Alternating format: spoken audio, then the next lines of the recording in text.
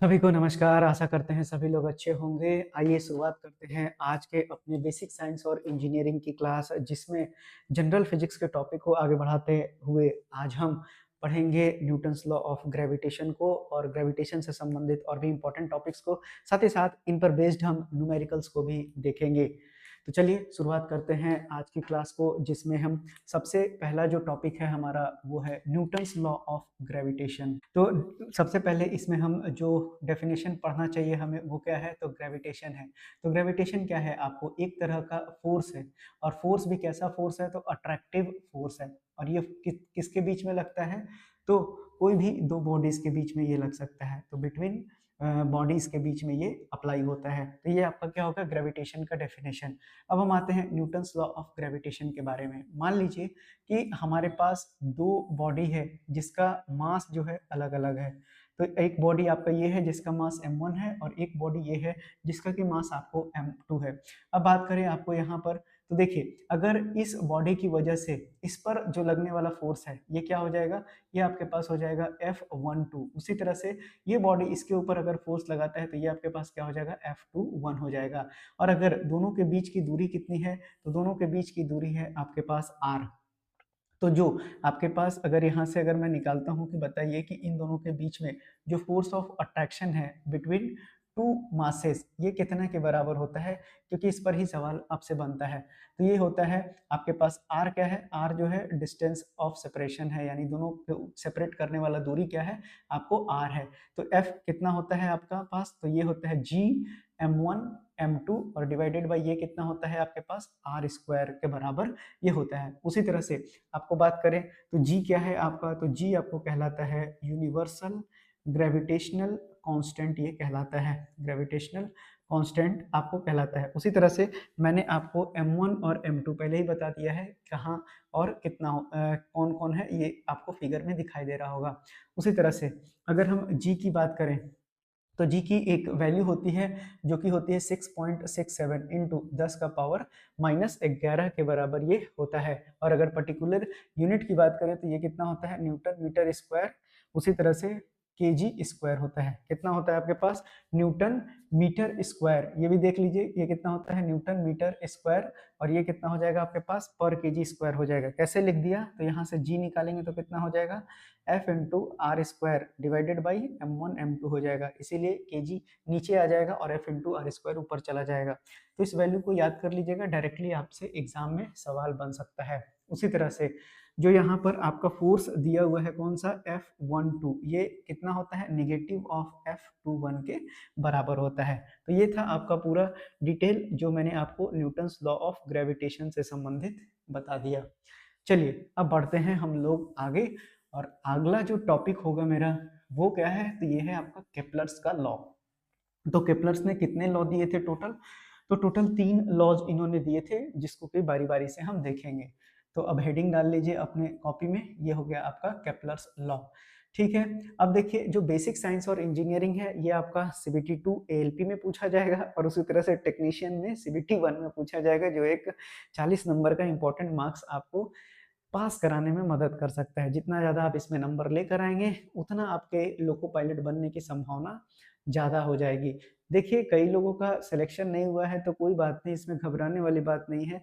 आप दोबारा से मेहनत कीजिए, भर्ती अभी जारी है। आप देखिए कि कहाँ आप गलती किए हैं उसको सुधारिए, कुछ कुछ मार्क्स से रह गए हैं तो उन गलतियों को सुधार के आगे बढ़ने का कोशिश कीजिए। चलिए आपकी नौकरी निश्चित रूप से लग जाएगी। चलिए बढ़ते हैं आगे। तो केपलर्स लॉ क्या हो गया, तो केपलर्स लॉ क्या कहता है कि इसमें जो है पहला जो लॉ है उसको कहा जाता है लॉज ऑफ ऑर्बिट कहा जाता है। अब लॉज ऑफ ऑर्बिट क्या है, तो सबसे पहले देखिए जो ऑर्बिट होता है वो किस तरह का होता है, तो हमारे पास पाथ, जैसे कि आपको यहाँ पर सन हो गया, तो सन कहाँ पर रखा जाता है, सन हमेशा फोकस पे रखा जाता है। तो जो ये सन का पॉइंट है उससे जो सबसे नजदीक वाला ये जो दूरी है मेजर एक्सिस का, ये क्या कहलाता है आपका, तो ये कहलाता है पेरिजी। पेरिजी कहते हैं, या फिर इसी का दूसरा नाम क्या होता है, तो ये आपका पेरीहिलियन कहलाता है। उसी तरह से जो, क्योंकि ये सबसे नजदीक है और ये दूरी को अगर हम बोल देते हैं कि ये क्या है आपका ए है और ये क्या है आपका सन है, और इसी एक्सिस यानी ये जो एलिप्टिकल पाथ है यहीं पर क्या करेगा आपका प्लेनेट ऑर्बिट करता है सन के चारों तरफ। उसी तरह से जो सबसे दूर पॉइंट है ये आपका क्या कहलाता है, तो ये आपका एपहेलियन कहलाता है, या फिर इसी को दूसरे शब्द में क्या कहते हैं आप, तो इसको अपोजी कहा जाता है। तो क्या कहता है जो पहला लॉ जो है क्या बता रहे हैं केपलर साहब, पहला लॉ इनका कहना ये है कि जो आपका प्लैनेट्स है, कोई भी प्लैनेट, यानी हर एक प्लैनेट की बात की जा रही है, यहाँ मैं लिख भी देता हूँ आपके लिए कि जो आपका एवरी प्लैनेट है वो क्या करता है, रिवॉल्व्स अराउंड द, आपको याद रखना है कि रिवॉल्व्स अराउंड द सन, किस ऑर्बिट में, इन एन इलिप्टिकल ऑर्बिट।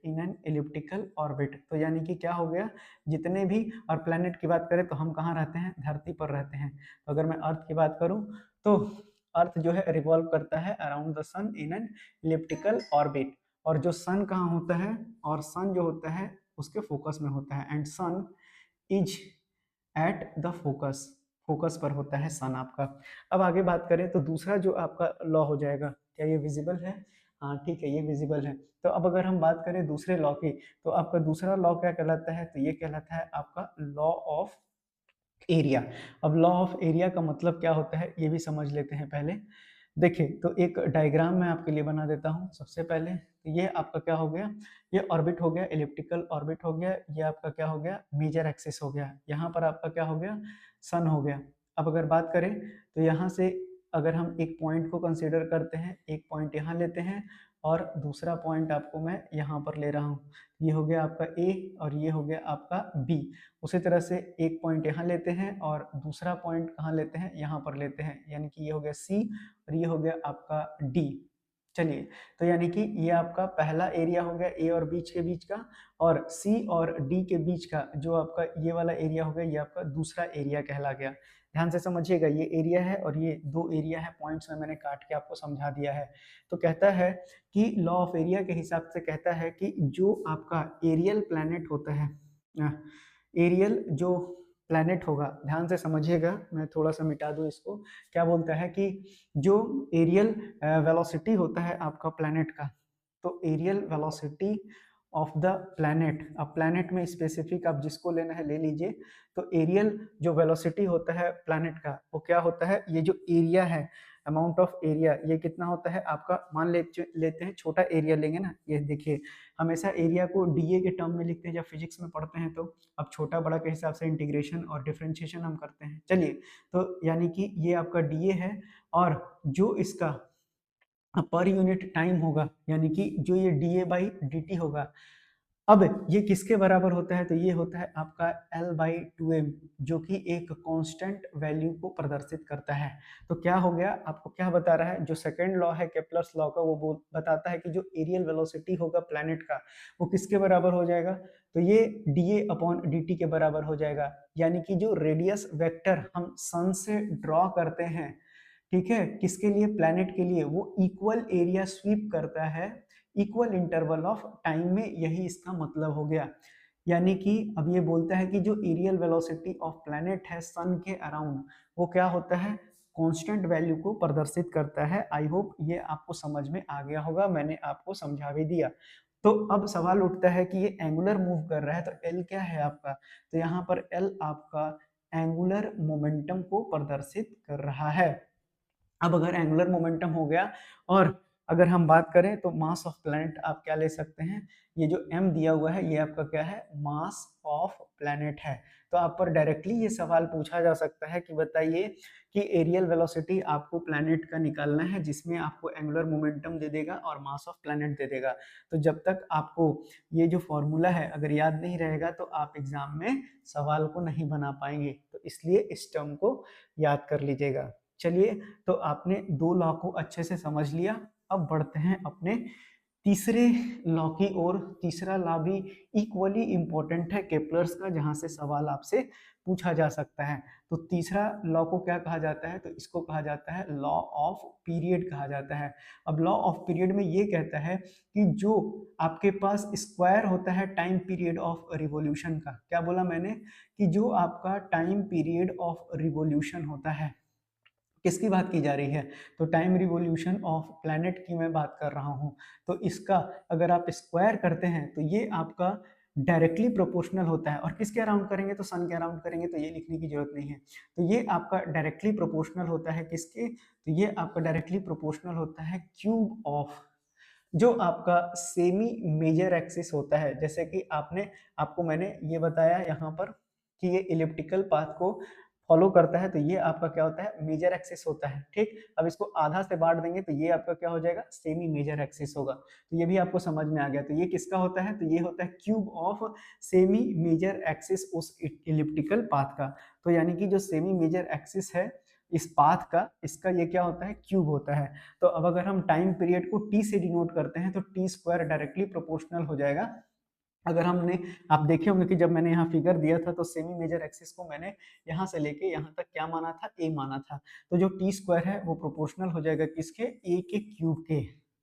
तो यानी कि अगर दो दो ऑब्जेक्ट यानी कि दो सेलेस्टियल ऑब्जेक्ट की अगर मैं बात करूंगा, अगर उसका टाइम पीरियड t1 t2 है और जो आपका सेमी मेजर एक्सिस है वो a1 a2 है, तो जो आपका t1 बाई t2 का स्क्वायर होगा वो बराबर हो जाएगा किसके, a1 बाई a2 के क्यूब के। तो आपको कोई भी एक टर्म को अननोन कर देगा और बाकी का 3 टर्म दे देगा और आपसे पूछ देगा कि उस अननोन टर्म को आप निकाल के बताइए। तो आपको इसी फॉर्मूला से उसको निकाल के बताना होगा। तो ये आपका जो भी था, केप्लर्स लॉ भी खत्म हो गया और न्यूटन्स लॉ ऑफ ग्रेविटेशन भी आप समझ लिए। चलिए अब जो है, अब हम बढ़ते हैं आगे। अब आगे की प्रक्रिया को समझते हुए चलते हैं और जो अगला टॉपिक है वो है आपका, डाल लीजिए हेडिंग क्या हो जाएगा आपका। तो पहले पढ़ लेते हैं acceleration due to acceleration due to gravity के बारे में अब जान लेते हैं। अब एसिलरेशन ड्यू टू ग्रेविटी क्या होता है, तो देखिए जब भी कोई फ्री फॉल होता है, यानी कि जब भी कोई ऑब्जेक्ट बिल्कुल फ्री फॉल करता है, तो जब भी फ्री फॉल होता है ऑब्जेक्ट का, तो ग्रेविटेशनल पुल ऑफ अर्थ की वजह से होता है, यानी इसको धरती नीचे की ओर खींच रही है। यही तो आपका क्या है, किसकी वजह से, तो ये ग्रेविटी की वजह से। तो ये क्या है आपका, तो ये आपका एक तरह का यूनिफॉर्म एसिलरेशन है। ठीक है, और ये कब प्रोड्यूस होता है, प्रोड्यूस्ड प्रोड्यूस्ड ड्यूरिंग द, लिख लीजिए, produced during the freely freely falling object freely falling object due to gravitational gravitational pull of earth की वजह से, ग्रेविटेशनल पुल ऑफ अर्थ की वजह से। तो ये आपका बेसिक डेफिनेशन है जो आप इसको लिख सकते हैं। तो यानी कि जो स्मॉल जी होता है, अब इसको किससे डिनोट करते हैं, ये विजिबल है ना, हाँ ठीक है, इसको जो है स्मॉल जी से डिनोट करते हैं और ये किसके बराबर होता है, तो G M by R square के बराबर होता है। वही अगर इसको देखें तो ये एक और टर्म के बराबर होता है। अच्छा, इन सब का डेरिवेशन आपके लिए इंपॉर्टेंट नहीं होता है क्योंकि आपको एग्जाम में एक ही 1.5 घंटा मिलना है और उसी 1.5 घंटे में आपको सारे सवाल बनाने हैं, या फिर जितने भी आपको टाइम दिया जाएगा तो आप डेरिवेशन करके निकालेंगे तो फिर आप एग्जाम में क्या बनाएंगे। तो आपको फॉर्मूला याद होना चाहिए डायरेक्टली आपके जुबान पर। तो जहां जरूरत होगी वहां मैं बिल्कुल आपको बताते ही चला जा रहा हूँ। चलिए, तो ये क्या है आपका, तो जी कितना हो जाएगा, G M by R square, और ये कितना के बराबर होता है, तो 4/3 पाई रो जी इंटू आर के ये बराबर होता है। तो अगर मैं बात करता हूँ कि अगर मैं बोलता हूँ कि ध्यान से समझिए, ये आपका क्या है, तो ये आपका पृथ्वी हो गया। अब अगर पृथ्वी की बात करें, ये मैं अर्थ लिख देता हूँ। अब ये अर्थ है तो इसका मास कितना ले लिया मैंने, me ले लिया। तो ये क्या हो गया आपके पास, ये देखिए, ये किसको, अगर ये स्फेयर है तो ये क्या है आपका, ये आपका क्या हो गया, मास ऑफ अर्थ हो गया। तो अगर मैं बोलूँ कि ये क्या है आपका, तो ये आपका आर ई जो है ये आपका रेडियस ऑफ अर्थ है। तो मैं लिख देता हूँ कि यहाँ पर रो क्या है, तो रो जो है आपका none other than density of earth हो गया। उसी तरह से आपको m जो है क्या हो गया, ये आपका मास ऑफ अर्थ हो गया, और r जो है कितना हो गया, ये हो गया रेडियस ऑफ अर्थ हो गया। अब इसको भी देखेंगे कितना कितना होता है, सब कुछ देखेंगे, साथ साथ चलेंगे। तो यहाँ पर अगर मैं इस इक्वेशन को यहाँ पर लिखूं तो ये आपको क्या दिख रहा है कि g जो है डायरेक्टली प्रोपोर्शनल हो जाएगा किसके, कैपिटल R के, क्योंकि बाकी के टर्म क्या है, बाकी के टर्म कांस्टेंट है, यानी कि इनकी वैल्यूज कुछ ना कुछ होगी ही होगी, निश्चित रूप से होगी। बाकी तो ये प्रोपोर्शनल किसके हो जाएगा, आर के। तो यानी कि अब अगर मैं इसको कंबाइन करके लिखता हूँ दो बॉडीज के लिए, तो ये कितना हो जाएगा, G1 बाई G2 बराबर हो जाएगा किसके, R1 बाई R2 के बराबर। तो ये भी एक इंपॉर्टेंट पॉइंट निकला यहाँ से, इसको भी आप याद करते हुए चलिएगा। चलिए, तो ये टॉपिक भी आई होप आपको समझ में आ गया होगा। अब बढ़ते हैं एक्सेलरेशन ड्यू टू ग्रेविटी थोड़ा सा बड़ा टॉपिक है, तो इसको पढ़ते हुए चलते हैं, याद करते हुए चलते हैं। देखिए आपसे अब अगला जो टॉपिक अगर मैं आपको लिखवाऊं तो ये है आपका एक्सेलरेशन ड्यू टू ग्रेविटी। ठीक है, अब हम देखेंगे कि ये जगह जगह पर ये बदलता रहता है, यानी कि अर्थ में बहुत सारा सरफेस है, जैसे कि पोल है, इक्वेटर्स है, तो जगह जगह पे जो जी का मान है वो बदलते रहता है। कैसे बदलता है आइए देखते हैं, जो आपके एग्जाम में पूछा जा सकता है। तो acceleration due to gravity at earth surface पर अब हम देखते हैं। तो अर्थ सरफेस पे तो सबको मालूम होना चाहिए, नहीं मालूम है तो जान लीजिए कितना होता है। तो देखिए अगर हम जी ई की बात करें तो ये कितना होता है, तो ये हो जाएगा आपका G M E by R E का स्क्वायर हो गया। अब ये किसके बराबर होता है, तो सिंपल 9.8 मीटर पर सेकेंड स्क्वायर के बराबर होता है। अब एमी मैंने यहाँ पर क्या ले लिया है, तो एमी मैंने ले लिया है मास ऑफ अर्थ। कितना होता है मास ऑफ अर्थ, तो 10 गुना 6 का पावर 24 किलो होता है। उसी तरह से अगर मैं रेडियस ऑफ अर्थ की बात करूँ तो ये कितना होता है, 6400 किलोमीटर होता है। और अगर आप बात करेंगे तो इसको आप मीटर में कन्वर्ट कर लीजिए तो कितना हो जाएगा, तो 6.4 और इंटू 10 का पावर 6 मीटर के ये बराबर होता है। अब इन्हीं वैल्यूज को आपको यहाँ सब्सटीट्यूट कर देना है, तो ये आपका जो छोटा जी लिखते हैं या फिर जो एक्सेलरेशन ड्यू टू ग्रेविटी है आप इसको ऐसे भी लिख सकते हैं, कोई दिक्कत वाली बात नहीं है। तो ये किसके बराबर होता है, 9.8 मीटर पर सेकेंड स्क्वायर के बराबर होता है। उसी तरह से अगर मैं बात करूँ कि जो आपका एक्सीलरेशन ड्यू टू ग्रेविटी की अगर मैं बात करूं कहां पर, तो मून के सरफेस पर, क्योंकि ये सवाल आपसे हमेशा पूछा जाएगा और आने वाले भविष्य में भी हमेशा पूछा जाएगा, पूछते हुए आया है। तो अगर मैं इसको जी मून लिख देता हूं तो यानी कि ये कितना हो जाएगा आपका, तो जी मास ऑफ मून और डिवाइडेड बाई कितना हो जाएगा, रेडियस ऑफ मून का स्क्वायर। तो अगर आपको मालूम होना चाहिए कि जो ग्रेविटी मून पर होता है वो अर्थ का कितना होता है, यानी कि जितना अर्थ पर है, ये जो है क्या है आपका जी अर्थ की बात की जा रही है, अब इसका कितना होता है, 1/6 हिस्सा होता है। तो अगर मैं मास ऑफ मून की बात करूं जो कि कितना होता है 7.34 इंटू 10 का पावर 22 किलो होता है। उसी तरह से अगर मैं रेडियस ऑफ मून की बात करूं तो ये 1.74 इंटू 10 का पावर 6 मीटर होता है, या फिर देखेंगे आप तो ये हो जाएगा आपका 1737.4 किलोमीटर के बराबर होता है। तो इन दोनों को जब आप सब्सटीट्यूट कर देंगे यहाँ पर, तो ये आपका क्या निकल के आएगा कि जो भी आपका 9.8 होता है उसका 1/6 भाग जो है क्या होता है, जी मून होता है। समझ में आ गया, तो ये भी आपको याद कर लेना है जितने भी टॉपिक में आपको पढ़ाते हुए चला जा रहा हूँ। चलिए अब इसके आगे बढ़ते हैं। अब देखते हैं कि वेरिएशन ऑफ ग्रेविटी, यानी कि ग्रेविटी कैसे कैसे वेरी करता है उसको पढ़ते चलते हैं। तो अगला टॉपिक आपका क्या हो जाएगा, अगला टॉपिक हो जाएगा वेरिएशन ऑफ ग्रेविटी, पढ़ लेते हैं। अब वेरिएशन ऑफ ग्रेविटी क्या होता है, तो देखिए आपको बता दें कि जो हमारा अर्थ है वो पूरी तरह से स्फेरिकल तो नहीं होता है, ठीक है ना, पूरी तरह से स्फेरिकल नहीं होता है। ये आपका क्या होता है, हल्का हल्का भाग इस तरह से बल्ज होता है जगह जगह पर। तो एक तरह से अगर आप देखेंगे तो ये आपका जो दो दो जगह से हम अर्थ को बांट देते हैं। एक क्या होता है, देखिए अर्थ के सरफेसेस जगह जगह पे बल्ज हैं, बल्ज का मतलब उभरा हुआ है कहीं पर, तो वो पूरा स्फीयर तो होगा नहीं। तो देखिए ऊपर वाला आप क्या बोलते हैं, पोल बोलते हैं, और इस तरफ आप क्या बोलते हैं, बीच वाली लाइन को आपको मालूम होना चाहिए, ये आप इक्वेटर बोलते हैं।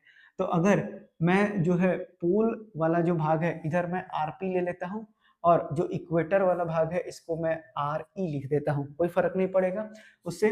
तो अगर मैं देखूं तो सबसे पहले ये मैंने क्या बनाया, अर्थ का शेप बनाया। देखेंगे कि due to the top shape of the earth, यानी कि टॉप शेप ऑफ अर्थ पे क्या होता है, जी का वैल्यू, ये हम चेक करेंगे। तो हमको पता है कि जी कितना होता है, तो G M E by R E का स्क्वायर होता है। तो जी डायरेक्टली प्रोपोर्शनल हो गया किसके, ये दोनों क्या हो गया आपके कांस्टेंट हो गया, तो ये हो गया आर ई का स्क्वायर हो जाएगा। अब ये अगर आर ई का स्क्वायर हो गया तो यानी कि जो आपका इक्वेटर पर है, ध्यान से समझिएगा कि जो रेडियस आपका इक्वेटर पर है, ये वाला जो रेडियस आपको दिख रहा है, ये जो है बड़ा होता है किससे, जो भी आपका पोलर रेडियस होता है, यानी ये छोटा पड़ जाता है इसके रिस्पेक्ट में, क्योंकि यहाँ पर सरफेस बल्ज होता है, उभरा हुआ होता है।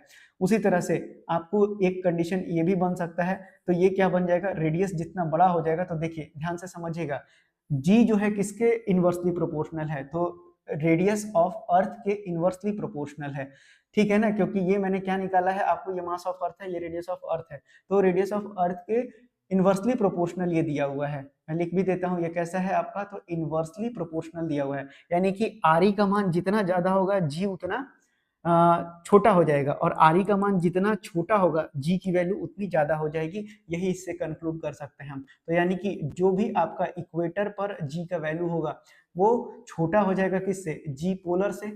तो अगर हम देखें दोनों के बीच का डिफरेंस तो ये कितना होता है, तो अगर आप देखेंगे कि जो रेडियस ऑफ इक्वेटर है और जो आपका रेडियस ऑफ पोल है ये कितना का डिफरेंस क्रिएट करता है, तो लगभग 21 किलोमीटर का इसमें डिफरेंस आता है।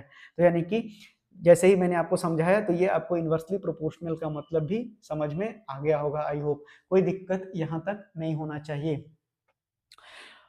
और अगर इसी तरह से आपको पढ़ते हुए चले जाना है, दिमाग में याद करते हुए चले जाना है, आपको सब कुछ पढ़ाया जा रहा है ना? आपको जहाँ पर भी दिक्कत है, कमजोरी है, आप कमेंट बॉक्स में भी लिख सकते हैं। साथ ही साथ आपको प्रैक्टिस क्वेश्चंस भी मैं कराते रहता हूँ, उसी तरह के क्वेश्चंस आपके एग्जाम में पूछे जाएंगे।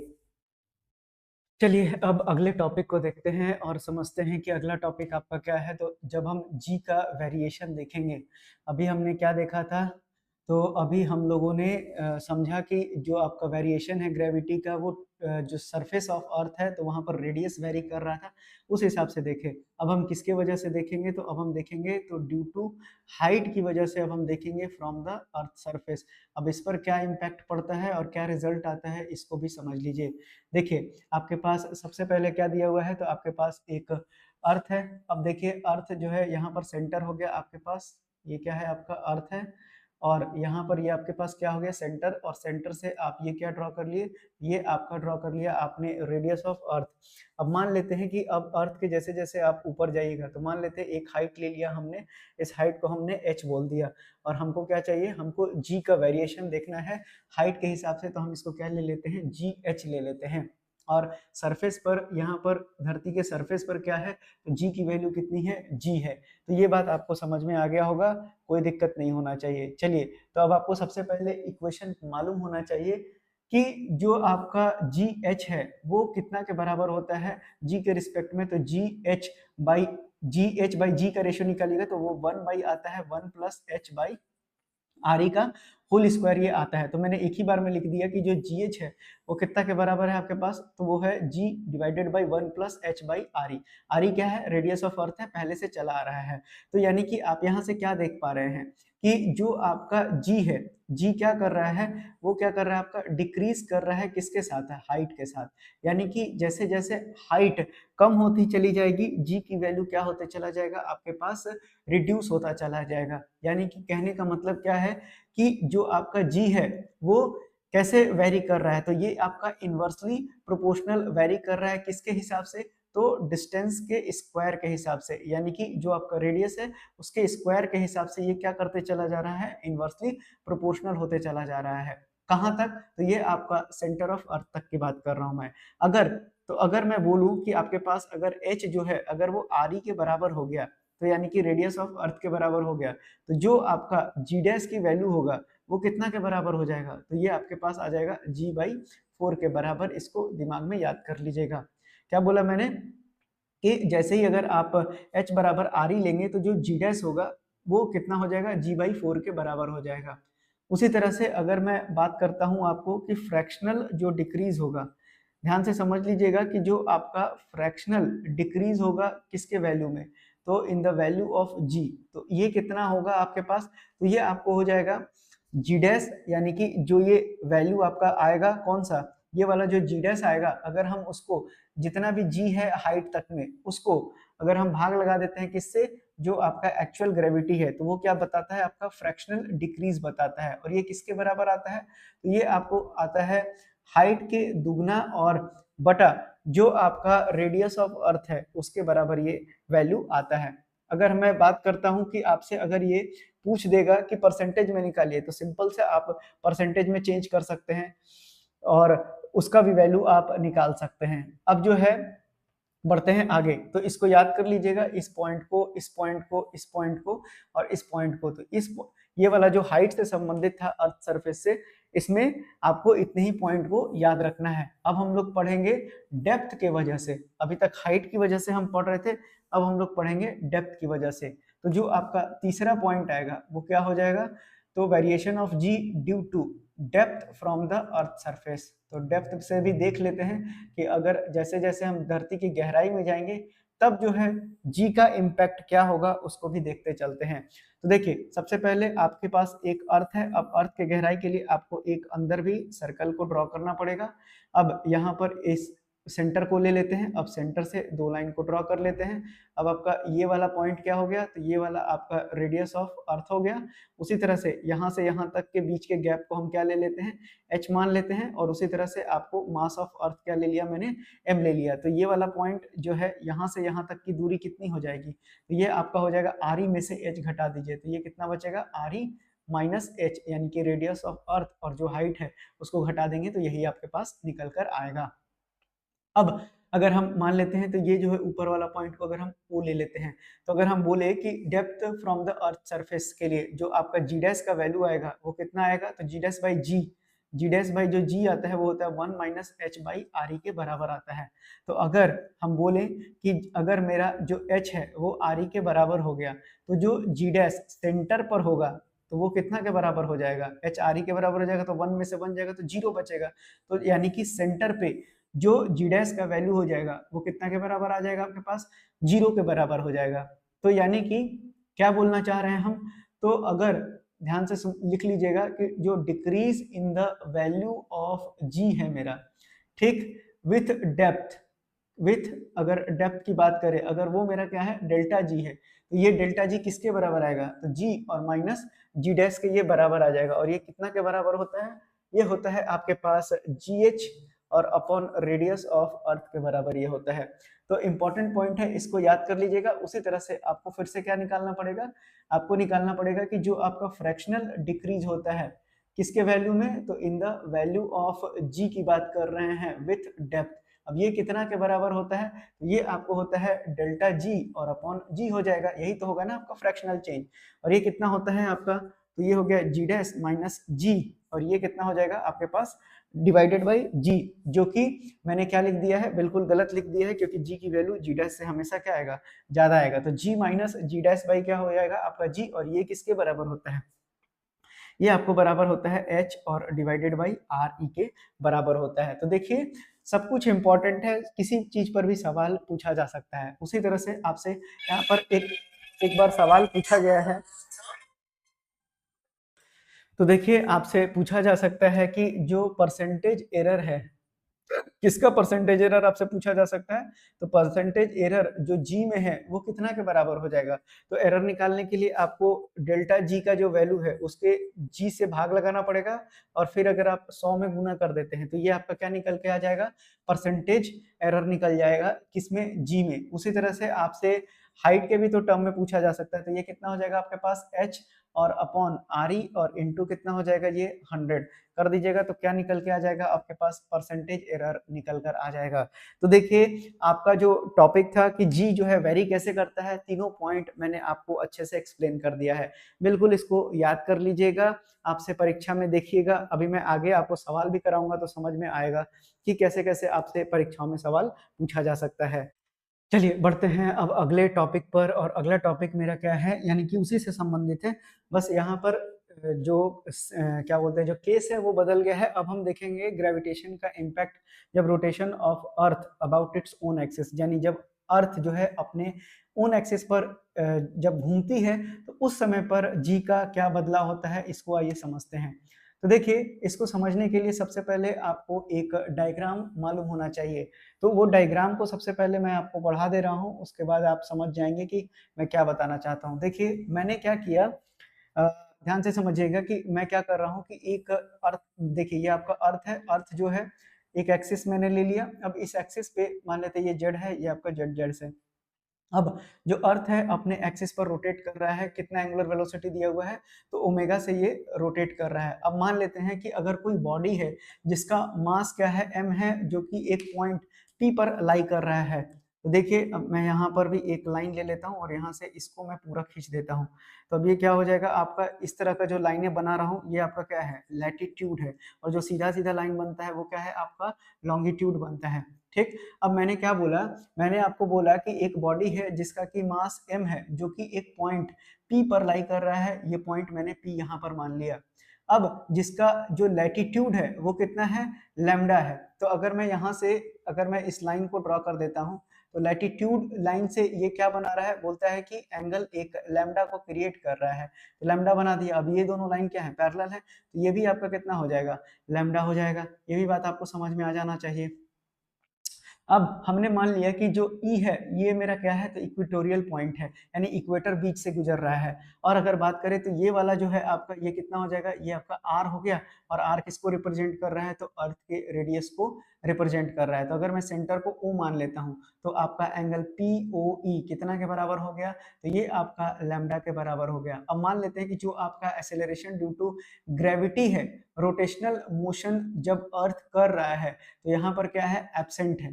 तो जो वेट mg होगा बॉडी का, वो जो है किसके तरफ आ जाएगा, तो ये आ जाएगा आपका पीओ की तरफ। क्या बोला मैंने बोला कि एक समय के लिए, कुछ क्षण के लिए मान लेते हैं कि g का वैल्यू क्या है, 0 है, तो जो आपका mg है वो किधर एक्ट करेगा, तो पीओ की ओर एक्ट करना चालू हो जाएगा। उसी तरह से अगर हम जो आपको रिप्रेजेंटेशन है, यानी कि यहाँ पर ये वाला मार्क कर देते हैं, ये पॉइंट आपका क्या हो गया, पीए हो गया। उसी तरह से जैसे जैसे अर्थ रोटेट करेगा अपने एक्सिस के अराउंड, तो जो बॉडी होगा, जो पॉइंट पी है, वो सर्कुलर पाथ पे घूमना चालू हो जाएगा। कितने रेडियस से, आर रेडियस से ये घूमना चालू हो जाएगा। तो ये जो है आपका एक तरफ क्या बनेगा, अच्छा एक्चुअल जो इसका mg बनेगा वो कहाँ पे बनेगा, तो ये आपका यहाँ पे बनेगा।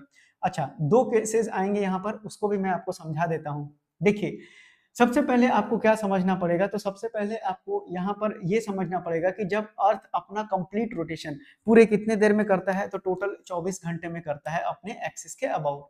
अब जैसे जैसे अर्थ रोटेट करता चलेगा, तो जो भी बॉडी यहाँ पर प्लेस किया गया है वो भी एक सर्कुलर पाथ में चलेगा और क्या करेगा, एक सेंट्रीफ्यूगल फोर्स को ये अचीव करेगा। अब जो मैग्नीट्यूड होगा सेंट्रीफ्यूगल फोर्स का, वो लैटिट्यूड के साथ वेरी करेगा। मैंने क्या बोला, यहाँ तक आपको समझ में आ गया होगा। तो ये जो सेंट्रीफ्यूगल फोर्स है, ये सेंट्रीफ्यूगल फोर्स क्या करेगा, आपका वेरी करेगा। किसके हिसाब से वेरी करेगा, तो सेंट्रीफ्यूगल फोर्स वेरी करेगा आपका जो भी लैटिट्यूड होगा उसके हिसाब से। अब देखिए, आपके पास दो चीज है, एक तो इक्वेटर वाली लाइन है और दूसरा पोल वाली लाइन है। तो अगर हम बात करते हैं पोल की, तो जैसे ही मैं अगर पोल की बात करूंगा, तो जो भी बॉडी मूव करेगा पोल के अराउंड, यहाँ पर मैं बोल रहा हूँ, तो सेंट्रीफ्यूगल फोर्स पोल पर क्या हो जाएगा आपका, क्योंकि यहाँ पर रेडियस क्या है, पोल पर जो आपका रेडियस है वो किसके बराबर है, 0 के बराबर है। तो अगर r 0 है तो फोर्स भी क्या हो जाएगा आपका, यानी कि जो भी आपका सेंट्रीफ्यूगल फोर्स होगा यहाँ पर, ये भी किसके बराबर हो जाएगा, 0 के बराबर। ये एज इट इज सवाल आपसे पूछा जाता है एग्जाम में।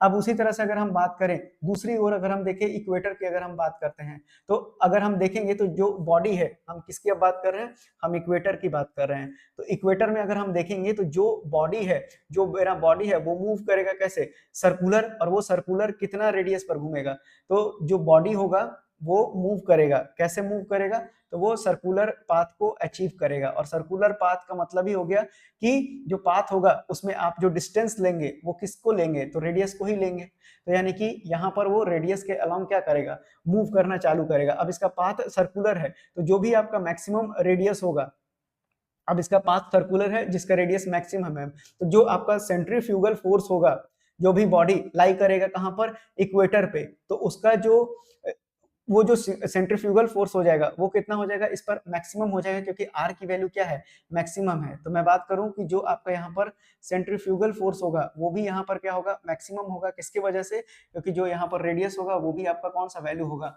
मैक्सिमम जो रेडियस होगा वही तो आपको इक्वेटर पे मिलेगा। इसीलिए जो आपका अपरेंट वेट होगा बॉडी का, वो क्या करेगा, वेरी करेगा लैटिट्यूड के साथ। मैंने क्या बोला, तो जो भी आपका अपरेंट वेट होगा किस चीज का, बॉडी का, तो वो क्या करेगा, आपको वेरी करेगा। अब वो वेरीज कैसे करेगा, तो लैटिट्यूड के साथ ये वेरी करना चालू हो जाएगा। तो जो आपका, मैंने क्या बोला कि जो आपका अपरेंट वेट होगा, किसका, अपरेंट वेट जो होगा आपका बॉडी का, वो वेरी करेगा किसके साथ, लैटिट्यूड। और ये जो है वेरिएशन आएगा, ये वेरिएशन किसकी वजह से आएगा, तो जो भी आपका सेंट्रीफ्यूगल फोर्स है, सेंट्रीफ्यूगल फोर्स का जो मैग्नीट्यूड होगा उसमें जो वेरी करेगा, जो इसका मैग्नीट्यूड होगा, इसके जो वेरिएशन के कारण जो आपका क्या होगा, अपरेंट वेट भी वेरी करेगा, जैसे जैसे लैटिट्यूड का पॉइंट वेरी करता चला जाएगा। आई होप यहाँ तक आपको समझ में आ गया होगा। अब अगर हम आगे देखते हैं, तो यहाँ पर आपको समझ में आएगा कि जो आपका जी है वो डिक्रीज करता है रोटेशनल मोशन ऑफ अर्थ के साथ, और जो इसका इफेक्ट होता है वो मैक्सिमम कहाँ पर होता है, इक्वेटर पर, और जीरो कहाँ पर होता है, पोल पर। तो बस आपको एक लाइन में क्या याद रखना है, कि जो g का वैल्यू है, g आपका क्या है, तो g आपका एक्सीलरेशन ड्यू टू ग्रेविटी है। मैंने क्या बोला कि जो आपका एक्सीलरेशन ड्यू टू ग्रेविटी है, अगर इसको समझने के बाद अगर आप लिखेंगे एक लाइन में तो क्या लिखना चाहेंगे कि जो भी आपका एक्सीलरेशन ड्यू टू ग्रेविटी है वो डिक्रीज करता है।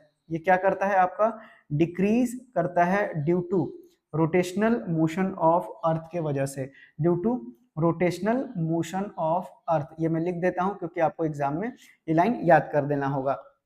और रोटेशनल मोशन ऑफ अर्थ की वजह से ये क्या कर रहा है, डिक्रीज कर रहा है। और ये जो इफेक्ट होता है, अब इससे जो आपका इफेक्ट होता है, इफेक्ट आएगा दो जगह पर, एक तो आपके पास मैक्सिमम आ जाएगा और दूसरा क्या हो जाएगा, आपके पास मिनिमम हो जाएगा। तो आपको ये मालूम होना चाहिए कि ये मैक्सिमम कहां पर आएगा, तो मैक्सिमम जो आएगा ये जैसा मैंने आपको समझाया कि ये इक्वेटर पे मैक्सिमम आएगा, और मिनिमम कहां पर आएगा, ये तो ये आपका पोल के ऊपर मिनिमम आएगा। यही आपको यहाँ से पूरी बात याद रखनी है। तो यहाँ तक आपको कोई दिक्कत नहीं होना चाहिए, आप यहाँ तक पूरी तरह से समझ गए होंगे। चलिए, तो अब जो है इतना दूर समझाने के बाद मैं आपको बता देता हूं कि जो आपका पोल है, ध्यान से समझिएगा।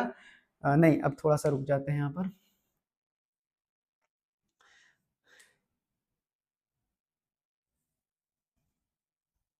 अब देखिए, अब इसके आगे बढ़ते हैं, और आगे बढ़ते हैं तो आपको कुछ पॉइंट्स जो है जानना यहाँ पर जरूरी है। तो देखिए, अगर मैं बोलूं कि ओमेगा मेरा क्या था, एंगुलर वेलोसिटी था, रोटेशन ऑफ अर्थ जो कि अपने ही एक्सिस पर रोटेट कर रहा था, और जो एक्सेलरेशन ड्यू टू ग्रेविटी है मेरा पॉइंट पी पर, वो क्या है आपका लैटिट्यूड लैम्डा एंगल बना रहा है। तो उसको अगर वहां पर अगर हम जी डैश निकालेंगे तो उसकी वैल्यू कितनी आती है, तो ये होता है जी माइनस आर ओमेगा स्क्वायर, ये होता है आपका कॉस स्क्वायर लैम्डा। दरअसल क्या कीजिएगा, आप यहाँ रिजोल्यूशन ऑफ फोर्सेस लगाइएगा, और उसके बाद जो है यहाँ पर ये रिजोल्यूशन ऑफ फोर्सेस लगाएंगे, और फिर हम जो है वेक्टर लॉ जो है लगाकर यहाँ से इस वैल्यू को निकाल लेते हैं। आपको डेरिवेशन इंपॉर्टेंट नहीं है, सिंपल आपको इस पॉइंट को याद कर लेना है। तो कितना होता है, जी डैश बराबर G minus R omega square cos lambda. अब अगर हम पोल की बात करते हैं तो पोल्स पर जो आपका लैम्डा है वो कितना होता है, 90 डिग्री होता है, और साथ ही साथ जो जी डैश है वो जी के बराबर हो जाता है।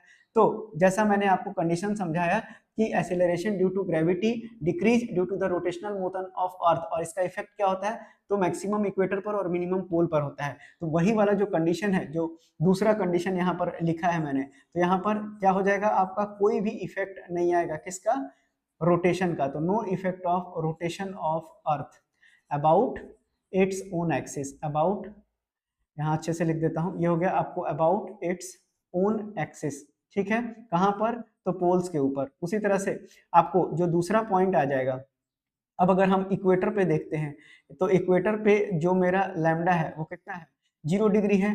तो जो मेरा जी डैश है वो किसके बराबर हो जाएगा, जी माइनस कॉस 0 1 होता है, तो ये कितना हो जाएगा, आर, और हो जाएगा आपके पास ओमेगा स्क्वायर के बराबर आ जाएगा। अब ये आर, तो इसका मतलब ये क्या हो गया कि जो जी है वो क्या हो गया, आपका जी जो है मिनिमम हो गया कहाँ पर, एट इक्वेटर पर, और ये मैंने पहले अभी आपको बता दिया है। तो जी आपका मिनिमम हो गया इक्वेटर पे, तो यानी कि जो है अर्थ अपना जो रोटेशन है वो स्टॉप हो जाएगा अपने ही एक्सिस पर। तो यानी कि जी तो क्या हो जाएगा, अनचेंज रहेगा पोल पर, लेकिन इंक्रीज करेगा कितना से, आर ओमेगा स्क्वायर से। ये क्या करेगा, आपका इंक्रीज करेगा कहाँ पर, इक्वेटर पर। चलिए बढ़ते हैं अब अपने सवाल की सीरीज की ओर। आइए देखते हैं, ये सवाल आपने पढ़ा है तो इस सवाल को बनाइए। बोलता है कि 3 पार्टिकल है जिसका मास m है, प्लेस किया गया है 3 कॉर्नर्स इक्विलेटरल ट्रायंगल के लिए, जिसका साइड a है। जो बोलता है कि force exerted by the system आपको निकालना है किसी दूसरे पार्टिकल पर जिसका मास भी m ही दिया हुआ है, लेकिन वो किसी साइड के बीच में रखा हुआ है। तो चलिए सबसे पहले आपको एक इक्विलेटरल ट्रायंगल बना देते हैं। ये हो गया आपके पास a, उसी तरह से ये आपके पास हो गया b, और आपके पास हो गया c। इन तीनों का साइड क्या होगा, बराबर होगा। तो अभी तीसरे वाले को नहीं लिखते हैं क्योंकि आपको कुछ बताना है। पार्टिकल है, पार्टिकल का मास कितना दिया हुआ है, सबका m दिया हुआ है। अब बोलता है कि आपको force exert by the system on the another particle of mass m placed at the mid point of the side. तो बोलता है कि कोई भी एक साइड पर एक मिड पॉइंट को गिराइए। तो मैं a से d को ले लेता हूँ, सीधा है। तो d का भी मास कितना दिया हुआ है, m। तो जब भी किसी इक्विलेटरल ट्रायंगल में कहीं से भी पॉइंट गिरेगा एक लाइन, तो वो उस लाइन को 2 बराबर भाग में बांटेगा। तो ये हो गया a/2, और ये भी कितना हो गया आपका a/2, और ये हो गया 90 डिग्री। तो आपसे सवाल कहता है कि आपसे पूछा गया है कि जो फोर्स, जो ग्रेविटेशनल फोर्स है डी पर ए की वजह से कितना हो जाएगा। क्या बोला है, आपसे पूछा क्या गया है, यहाँ पर पूछा गया है कि gravitational force on D due to A, आपको बताना है कि ये कितना होगा। चलिए निकालते हैं इस सवाल को। तो देखिए सबसे पहले मैं लिख देता हूं कि जो आपका एफ ए डी हो जाएगा, एफ ए डी कितना होगा आपके पास, तो आपको मालूम है कि जी M1 M2 और डिवाइडेड बाई आर स्क्वायर होता है। अब यहाँ पर मास बराबर दिया हुआ है तो कितना हो जाएगा, जी एम और डिवाइडेड बाई कितना हो जाएगा आपके पास आर स्क्वायर, ये आ जाएगा। अब आर स्क्वायर क्या दिया हुआ है आपके पास, तो आर स्क्वायर जो है आपका ये ए डी के बराबर है, तो ये कितना हो जाएगा, G M square by A D square हो जाएगा, क्योंकि यही दूरी तो आपको निकालना है, ये वाला ए डी पर लगने वाला ए की वजह से। तो चलिए अब इसको सॉल्व कर लेते हैं। अब यहाँ पर देखिए जरा सा, अब अगर मैं यहाँ पर एडी में देखता हूँ तो एडी को अगर मुझे निकालना है तो मैं कैसे भी निकाल सकता हूँ। कैसे, मुझे पता है कि हाइपोटेनस स्क्वायर कितना होता है, perpendicular square plus base square. तो एडी स्क्वायर में लिखूंगा तो कितना लिखना पड़ेगा, ए स्क्वायर और माइनस ए बाई टू का स्क्वायर, तो ये कितना हो जाएगा ए स्क्वायर, यानी कि इतना में से इतना को घटा देना पड़ेगा, तो ये कितना हो जाएगा ए स्क्वायर बाई फोर, तो ये कितना आ गया आपके पास three square A square by four. अब आप इसको सॉल्व कर लीजिए तो ये आपका जो एफ ए डी का वैल्यू है वो कितना आ जाएगा, ये आ जाएगा जी एम स्क्वायर और नीचे कितना हो जाएगा आपके पास three by four A square के बराबर हो जाएगा। अब अगर हम इसको सॉल्व करके लिखेंगे तो ए डी स्क्वायर आपके पास कितना आ जाएगा, यहाँ से एफ ए डी का वैल्यू कितना हो जाएगा, फोर ऊपर चला जाएगा, तो फोर ऊपर गया तो ये हो जाएगा four G M R square और divided by three A square. देखिए आंसर दिया हुआ है क्या, four G M square by three A square, यानी ऑप्शन नंबर बी इस सवाल का बिल्कुल सही उत्तर हो जाएगा। आइए बढ़ते हैं अब अगले सवाल पर। अगला सवाल आपसे बोलता है कि एक व्यक्ति है जिसका धरती की सतह पे जो वेट है वो कितना दिया हुआ है आपके पास, डब्ल्यू दिया हुआ है, और बोलता है कि and is weight at a height 2r from the surface. अब 2r हाइट पर सरफेस पर इसका जो वेट होगा वो कितना होगा, यही आपसे पूछा गया है। तो ये डब्ल्यू डैश मान लेते हैं क्योंकि ये आपका डब्ल्यू मान लिया है सरफेस ऑफ अर्थ पे। तो हमको मालूम होना चाहिए कि जो एसेलरेशन ड्यू टू ग्रेविटी होता है कितना होता है आपका, तो ये आपका G M by R square के बराबर होता है, ये मालूम है आपको। उसी तरह से अगर 2r हाइट पर देखेंगे तो जो जी डैश की वैल्यू होती है वो कितना होता है आपके पास, तो ये होता है आपका जी एम बटा आर प्लस एच का होल स्क्वायर, अभी तुरंत बताया है आपको। अब आपसे क्या बोलता है कि जो एच है वो किसके बराबर है, 2r के बराबर है, तो जी डैश निकाल दीजिए, तो जी एम बाई ये आर के जगह एच के जगह 2r रखेंगे और ये हो जाएगा प्लस आर, इसका स्क्वायर हो गया, तो ये कितना बन गया आपका जी एम बाई 3r का स्क्वायर, यानी कि कितना बन जाएगा आपके पास 9r का स्क्वायर। लिख देता हूं मैं अच्छे से ताकि आपको दिक्कत ना हो, ये हो जाएगा 9 और ये बन गया आपका आर स्क्वायर, तो जी डैश आपके पास निकल कर आ गया। तो अब देखिए, अब आपको मालूम होना चाहिए कि जो वेट होता है वो किसके बराबर होता है, mg के बराबर होता है धरती की सतह पे, तो डब्ल्यू डैश कितना हो जाएगा आपके पास। अब ध्यान से समझिएगा, डब्ल्यू डैश कितना हो जाएगा आपके पास, तो जी डैश की भी तो वैल्यू आप कितना लाए हैं, तो 1/9 लेकर आए हैं, तो ये कितना हो जाएगा आपके पास, ये आ जाएगा आपके पास जी बाई 9 के बराबर, इसको हम लिख सकते हैं। ठीक है ना, ध्यान से समझ लीजिए, इसको हम क्या लिख सकते हैं, जी बाई 9 लिख सकते हैं ना, क्यों, क्योंकि अगर हम पुट कर देंगे, क्योंकि जी बराबर इक्वेशन 1 है मेरे पास, तो जी डैश की वैल्यू जब हम निकालेंगे तो यहाँ पर हम लिख सकते हैं कि फ्रॉम 1 से हम क्या लाए, G M by 9 R square का वैल्यू, तो इतना को हम क्या लिख दिए, स्मॉल जी लिख दिए, तो डब्ल्यू डैश कितना हो जाएगा, एम और जी के जगह हम क्या लिख सकते हैं, एम जी बाई 9 लिख सकते हैं। ठीक, ये भी आपको समझ में आ गया होगा। तो एम जी अब किसके बराबर है, डब्ल्यू के बराबर है, तो यानी कि डब्ल्यू डैश कितना हो जाएगा, डब्ल्यू बाई 9 के बराबर। तो ऑप्शन नंबर ए इस सवाल का बिल्कुल सही उत्तर हो जाएगा। अब भाई ये कुछ पीछे के भी क्वेश्चंस जो बचे हुए हैं उसको भी कर लेते हैं, यानी कि फोर्स मैंने आपको पढ़ा दिया था, पीछे मैंने न्यूटन्स लॉ वगैरह सब क्लियर कर रखा है आपको। आइए इस सवाल को पढ़ते हैं। बोलता है कि दो ऑब्जेक्ट है ए और बी जिसका मास 4 केजी और 6 केजी दिया हुआ है। अब ये एक्ट कर रहे हैं किसके फोर्स के द्वारा, तो F1 और F2 के द्वारा, जहां पर एक्सीलरेशन 7 और 4 दिया हुआ है। तो बोला है कि कौन सा रिलेशनशिप सही है, तो देखिए आप F1 निकाल सकते हैं, मास 4 है और m कितना दिया हुआ है 7, तो ये कितना हो जाएगा 28 न्यूटन। और उसी तरह से F2 आप निकाल सकते हैं 6 गुना 4, तो ये हो गया आपका 24 न्यूटन। तो आपको साफ साफ दिख रहा है कि F1 ग्रेटर देन किससे है, F2, तो यानी कि इस सवाल का सही उत्तर हो जाएगा ऑप्शन नंबर ए।